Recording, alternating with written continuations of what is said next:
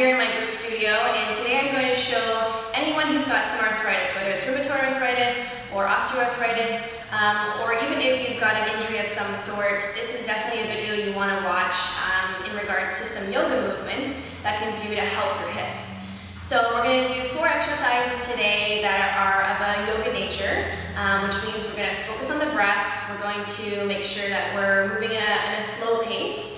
Ideally, these 4 exercises I'm going to show you are going to be held for between 10 and 20 seconds, and you're going to rotate through them once at least, but if you could do 2 or 3 times, that would be even more beneficial. So I hope you enjoy this. If you have any questions, please leave some comments below, and other than that, just enjoy.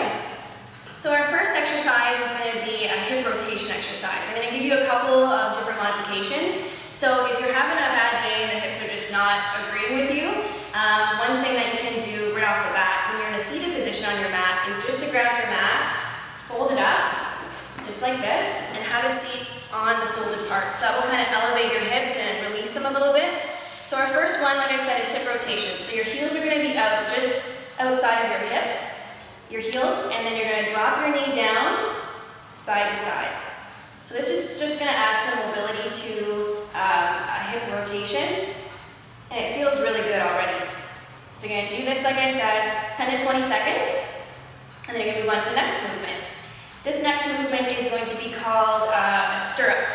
So what we're going to do, we're going to get a seated position. Again, use the mat if you need it. If you find that this, even having the knee down is painful, you can use a yoga block or a pillow and just elevate it this way. So you want to sit up nice and tall. We're going to take our 2 index fingers around our toe. We're going to sit up here. You can put our hand behind the hip if you need it. And we're just going to extend this leg up, just like this.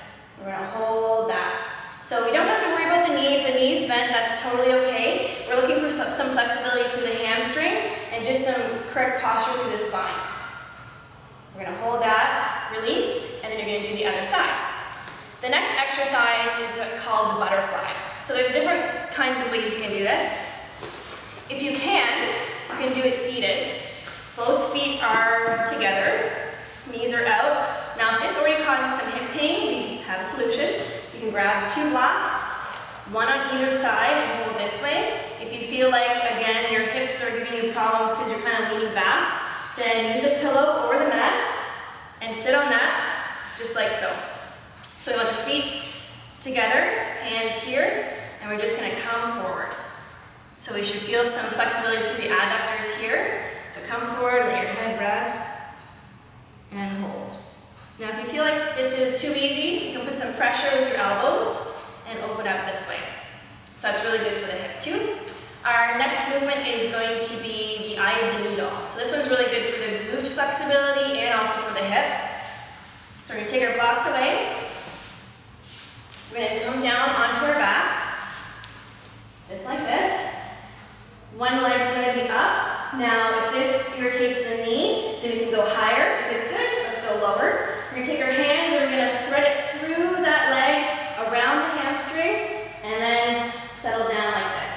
So we should feel some tension through this right glute, which is our bum, and our right hip. So it should be stretching out really nicely. So of course, with any exercise we do on one side, we want to make sure we do the other side as well. So after 10 to 20 seconds, we're going to switch and do the other side. So focusing on the breath as well. Deep breath in, deep breath out. Relax. And then come back. And so once you've done those 4 exercises on both sides as well, you can do them as a set. So you go through the 4, go through the 4 again, and if you're feeling really good that day, you can definitely go for a 3rd set. So that's my advice for some hip irritation in a yoga style. So thanks very much for joining me today. If you have any questions or want to look for more information, you can go to my website, www.epicfitnessottawa.com, and I'll be sure to have some more videos for you coming out, and I hope you enjoyed. Thank you.